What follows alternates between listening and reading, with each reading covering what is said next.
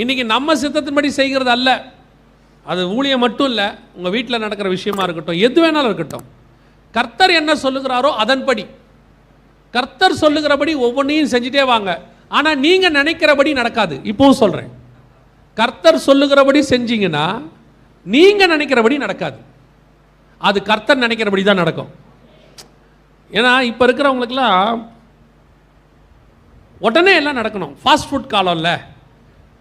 நம்ம பையன்லாம் வந்த உடனே, நம்ம வீட்டிலலாம் ஸ்கூல் முடிச்சு வந்தோம்னா பசிக்குது அப்படின்னு உடனே இரு அப்படின்னு ஒரு உப்புமா கிண்டுவாங்க. அதுக்கே 15 நிமிஷம் ஆகும். இப்போ மேகி எத்தனை நிமிஷம்? அவ்வளோதான், 2 நிமிஷம் தான். போட்டால் தண்ணியில் போட்டால் வெளியே எடுத்தான்.